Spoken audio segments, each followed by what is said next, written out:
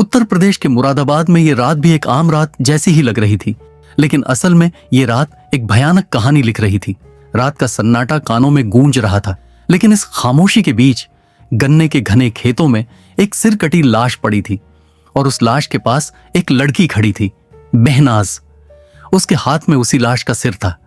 गरम खून उसकी उंगलियों से बहकर मिट्टी में समा रहा था। उसने धीरे से लाश के सिर को नीचे रखा और बिना पीछे देखे अंधेरे में खो गई।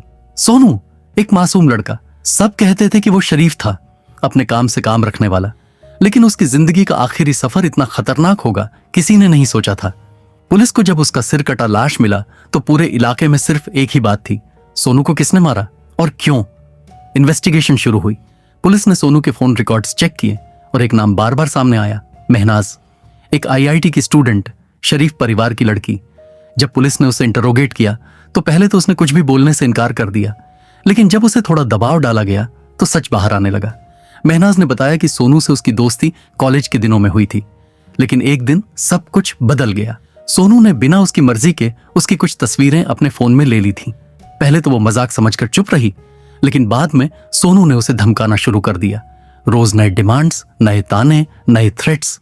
महनाज तो सिर्फ अपनी इज्जत बचाना चाहती थी, लेकिन सोनू ने उसकी मजबूरी को कमजोरी समझ लिया। जब पानी सर के ऊपर चला गया तो उसने अपने भाई सद्दाम को यह बात बता दी। सद्दाम और उसका दोस्त रिजवान दोनों गुस्से में आ गए। उन्होंने फैसला किया कि सोनू को एक आखिरी सबक सिखाया जाएगा जो वो कभी भूल नहीं पाएगा। 9 सितंबर की रात महनाज ने सोनू को मिलने बुलाया। सोनू खुश था। उसे लगा कि अब महनाज उसके प्रेशर में आ गई है, लेकिन यह उसकी सबसे बड़ी गलती थी। जैसे ही वो गन्ने के खेत में आया, सद्दाम और रिजवान पीछे से आ गए। एक पल में उसका गला दबा दिया, हाथ पैर बांध दिए। सोनू चीखता रहा, मगर उसकी आवाज रात के सन्नाटे में कहीं खो गई।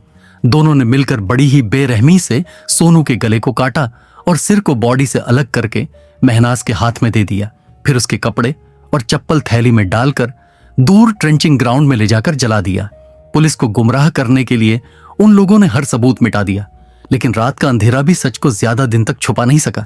आखिरी इंटरोगेशन में महनाज ने सिर्फ एक लाइन बोली थी, अगर कोई तुम्हारी इज्जत को लूटने लगे तो उसका वजूद मिटा देना ही बेहतर है।